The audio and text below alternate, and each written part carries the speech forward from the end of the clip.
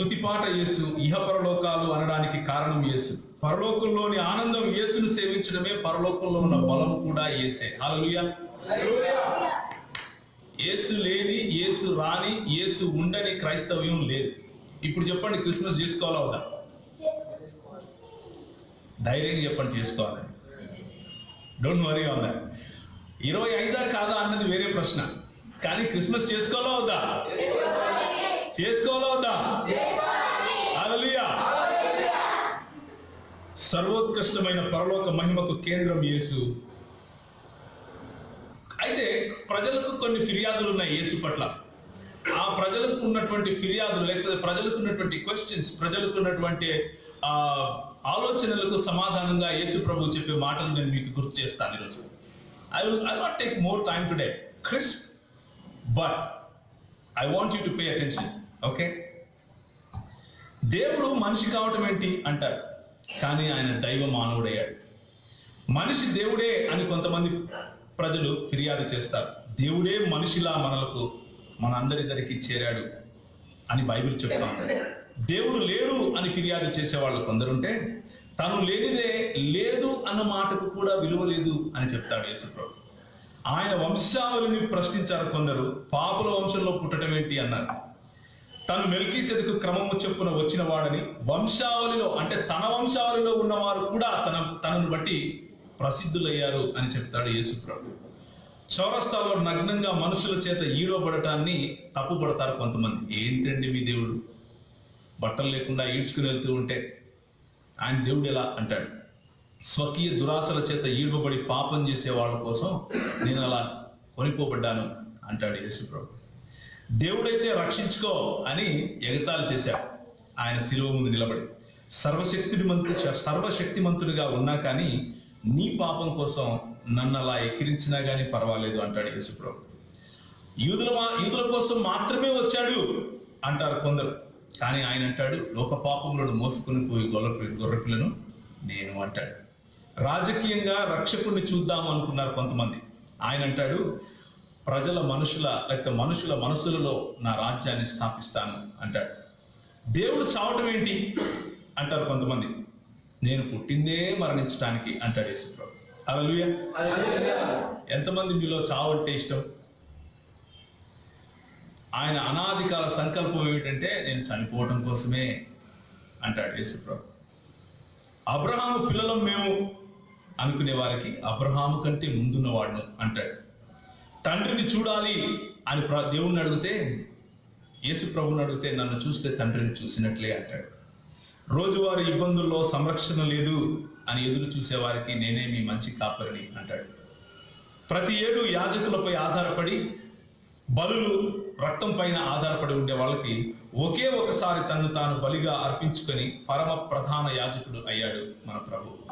ధర్మశాస్త్ర దిగ్బంధంలో ప్రజలు కొట్టిమిట్టాడుతూ ఉంటే ఆ ధర్మశాస్త్రాన్ని కొట్టివేయటానికి, మన విరోధంగా ఉన్న శాస్త్రాన్ని కొట్టిపారేసి తన యందు ధర్మశాస్త్రాన్ని సంపూర్ణం చేసి ఇదిగో నేను రక్షకుడును అని నిరూపించుకున్నాడు మన ప్రభు. దేవుడైతే కనబడ్డేంటి అంటారు కొంతమంది. ఏంటి కనపడ్డేమి దేవుడు? పురాతన కాలం నుండి శాశ్వత కాలం వరకు ప్రత్యక్షించేది నేనే అంటాడు మన ప్రభు. మారిపోయిన వాడు దేవుడు ఎలా అవుతాడు అంటారు కొంతమంది. నిన్న నేడు నిరంతరము ఏకరీతిగా ఉన్నవాడిని అంటాడు మన ప్రభు. ఆయా సమయాల్లో ఆయన ఎక్కడున్నారు అంటారు కొంతమంది. సమయం అన్నది పుట్టక ముందు నుండి నేను ఉన్నాను అంటాడు మన ప్రభు. పండగ లేదు ఏమి లేదు అంటారు కొంతమంది. ప్రతిరోజు మనల్ని ఎందులో ఊరేగిస్తాడు? విజయోత్సవంలో ఊరేగిస్తాడు. Take your Bibles, turn your Bibles to 2 Corinthians chapter 2 verse 14. 2 Corinthians chapter 2 verse 14. Can somebody read it loudly? Can somebody read it aloud? Everybody should listen to it. మా ద్వారా ప్రతి స్థలమందును క్రీస్తును గూర్చిన జ్ఞానము యొక్క సువాసనను కనపరచుచు ఆయన యందు మమ్మును ఎల్లప్పుడూ విజయోత్సవముతో ఊరేగించుచున్న దేవునికి హల్లెలూయా.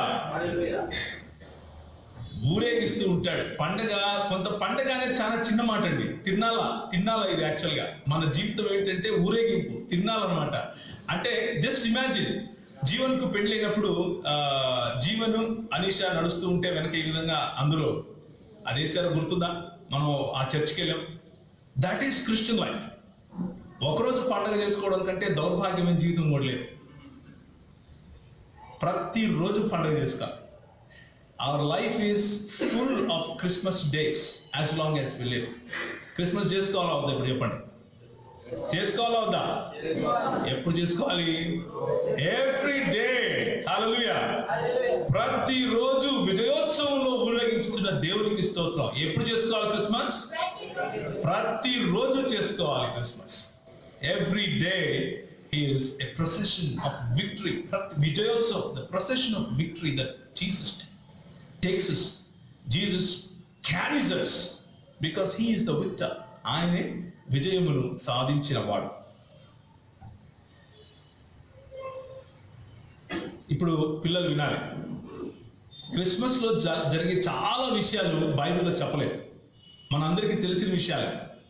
అయితే అభిగా లేచి చెప్పు కిరణ్, ఆ చెట్టు కరెక్టా కాదా? Do you no? ఓకే, కూర్చో. ఆ చెట్టు తప్పు. It is not Christmas. That is not biblical. ఆ చెట్టు తప్పు. పిల్లలకి తెలుసా? Do you know that that tree is wrong? Do you know that? Yes. ఆ చెట్టు సాంస్కృతికం, అది లేఖన ఆధారమైంది కాదు. It is just cultural. That's not biblical. There is a lot of difference between the cultural aspects and the biblical aspects in our lifes. మన జీవితాల్లో సాంస్కృతికమైన విషయాలు కొన్ని ఉంటాయి, బైబిల్ ఆధారితమైనటువంటి విషయాలు కొన్ని ఉంటాయి. చెట్టు తప్పు, పుట్ట తప్పు, కొండ తప్పు, రాయి తప్పు, ఏదైనా తప్పే.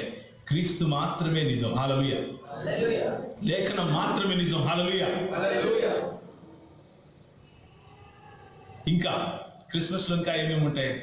ఎర్ర బట్టలు వేసుకుని ఒక ఆయన వస్తాడు, లావుగా ఉంటాడు. ఆయన ఎక్కువ తింటాడేమో తెలియదు, కానీ ఆయన పరిస్థితి ఏంటో నాకు అర్థం కాదు. నడవలేకుండా పోతాడు. పిల్లలకి చాలా ఇష్టం. శాంటా క్లాస్ ఉన్నాడా బైబిల్లో? గట్టిగా చెప్పండి. There is no Santa Claus. It's just a mythology. అది ఒక మిస్టికల్, లేకపోతే ఒక ఆలోచన, లేకపోతే ఒక ఊహాజనితమైనటువంటి ఒక క్యారెక్టర్ అంతే. It's not. Christmas is not Santa Claus. ఇంకా డెకరేషన్ చేసాము ఇక్కడ మనం. బైబిల్ అలా లేదు చేయమని. ఏ ఇళ్లకు, ఏ మందిరాలకు డెకరేషన్ చేసుకోండి అని లేదు. But we have freedom in Christ. We can do this every day, not just on 25th. లైట్లు పెట్టుకోవడం, it's all okay. These are all cultural. But there is a clear cut difference between the cultural aspects of Christmas and the biblical aspects of Christmas. Now I want all the kids to listen, and also the adults. What is Christmas then? ఇంతకు 25వ తారీఖే Christmas అని ఏదైనా ఉందా ఎక్కడైనా? If it was important, God would have definitely given us the details. ఒకవేళ అది ప్రాముఖ్యమైతే తప్పకుండా ఆయన details ఇచ్చేవారు. ఏ సంవత్సరంలో ఏ రాజు పరిపాలిస్తూ ఉన్నప్పుడు ఏ ప్రవక్త ఏ మాటలు విన్నాడు అని చెప్పే బైబిల్ యేసు ప్రభువు పుట్టిన సమయాన్ని చెప్పకుండా ఉంటారా? ఏమంటారు? రాజైన ఉజ్జియా సమయంలో నేను దర్శనము చూడగా మహాదేవుడైన ప్రభువు సింహాసనాసీనుడై ఉండట చూచిని అని చూచితిని అంటే యెషయా అంటాడు. యెషయా 6వ అధ్యాయంలో వచనం. అవునా కాదు? రాజైన ఉజ్జియా సమయాలు ఏంటివి అని చూస్తే తెలిసిపోతుంది. యోహాను సువార్తలో ఫలానా హేరోదు పరిపాలించే సమయంలో, ఫలానా నెలలో, నిసాన్ మాసంలో ఇలా జరిగింది అంటాడు. అలాంటి details, if it was important, God would have definitely given us those details. అది ఒకవేళ ప్రాధాన్యత ఆ రోజుకు ఉంటే తప్పకుండా ప్రభు చెప్పేవాడు. కానీ చెప్పలేదు అంటే అర్థం ఏమిటి? ప్రాధాన్యత లేదు అని అర్థం. So one thing that we can understand by this is 25th December is not important. December 25th is not important. What is important is Jesus Christ is born. Does the Bible talk about the birth of Jesus Christ? Bible యేసు ప్రభు యొక్క పుట్టుకను గురించి మాట్లాడుతుందా? మాట్లాడదా? హల్లెలూయా. పడుకున్నారా? Bible యేసు ప్రభు పుట్టుక గురించి మాట్లాడుతుందా? మాట్లాడదా? మాట్లాడుతుందా? మాట్లాడదా? సో క్రిస్మస్ జరుపుకోవాలా? జరుపుకోకూడదా? జరుపుకోవాలి. ప్రతిరోజు జరుపుకోవాలి. ప్రతిరోజు జరుపుకోవాలి. Every day Christ should be born in one or the other hearts. ఏదో ఒక హృదయంలో యేసు పుట్టాలి. అలాంటి జీవితం మనము కలిగి ఉండాలి. అసలు పుట్టింది ఎవరో మీకు తెలుసా? ఒకసారి చూడండి, నేను కొన్ని మాటలు రాసుకొని వచ్చాను, వినండి జాగ్రత్తగా. పుట్టింది ఎవరో మీకు తెలిస్తే జరుపుకోవాలో జరుపుకోకూడదో మీరే చెప్తారు. పుట్టింది కుమారుడు, దేవుని కుమారుడు, అద్వితీయ కుమారుడు, ఆది సంభూతుడు. ఆయన అదృశ్య దేవుని స్వరూపియే, సర్వ సృష్టికి ఆది సంభూతుడై ఉన్నవాడు. ఆకాశమందున్నవి, భూమి అందున్నవి, దృశ్యమైనవి గాని అదృశ్యమైనవి గాని, అవి సింహాసనములైన, ప్రధానులైన, అధికారములైన సర్వములు ఆయన యందు సృజింపబడి ఉన్నాయి. సర్వమును ఆయన ద్వారా సృజింపబడి ఉన్నాయి. సర్వమును ఆయనను బట్టి సృజింపబడి ఉన్నాయి. ఆయన అన్నిటికంటే ముందుగా ఉన్నవాడు. ఆయనే సమస్తమునకు ఆధారభూతుడు. సంఘము అను శరీరమునకు ఆయనే శిరస్సు. ఆయన అన్నిటిలో ప్రాముఖ్యము కలుగు నిమిత్తము ఆయన ఆది అయి నుండి మృతులలో నుండి లేచుటలో ఆది సంభూతుడు అయ్యాడు. ఆయన యందు సర్వ సంపూర్ణత నివసిస్తూ ఉంది. ఆయన ఆది యందు వాక్యమై ఉన్నాడు. ఆది నుండి రహస్యంగా మాట్లాడిన వాడు కాదు. ఆ ఆది అన్నది పుట్టక ముందు నుండి ఉన్నవాడు. వాక్యము అన్న దేవుడై ఉన్నవాడు. ఆ వాక్యము శరీరధారి అయి కృపాసక్తి సంపూర్ణుడిగా మన మధ్య నివసించిన వాడు. ఆయన సింహాసనము నిరంతరము ఉంటుంది. ఆయన ఆశ్చర్యకరుడు, ఆలోచనకర్త, బలవంతుడైన దేవుడు, నిత్యుడగు తండ్రి, సమాధానకర్తయగు అధిపతి. ఆయన మహాదేవుడు, మన దేవుడు మరియు మన రక్షకుడు. హల్లెలూయా. ఆయన సర్వాధికారి అయిన దేవుడు, నిరంతరము స్తోత్రార్హుడై ఉన్నవాడు. హల్లెలూయా. ఆయన నిన్ను సృష్టించినవాడు, నన్ను సృష్టించినవాడు, నీకు భర్త అయి ఉన్నవాడు. సైన్యములకు అధిపతియగు యెహోవా అని ఆయనకు పేరు. సర్వలోకమునకు దేవుడు అని ఆయనకు పేరు. అబ్రహాము, ఇస్సాకు మరియు యాకోబుల దేవుడు ఆయనే. యెహోవా, Yahweh, Elohim, Eli, Eloi, Adonai, అబ్బా,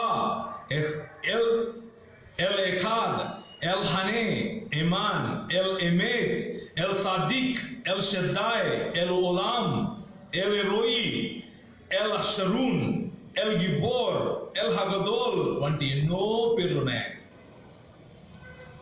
ఆయన జన్మించాడు. ఇప్పుడు చెప్పండి, క్రిస్మస్ చేసుకోవాలా వద్దా? హల్లెలూయా. క్రిస్మస్ చేసుకోవాలా వద్దా? పురాతన కాలం నుండి శాశ్వత కాలము తన ప్రత్యక్షతలు చూపిస్తూ వస్తున్న వాడు పుడితే క్రిస్మస్ చేసుకోవాలా వద్దా? ఎప్పుడు చేసుకోవాలి? ప్రతిరోజు చేసుకోవాలి.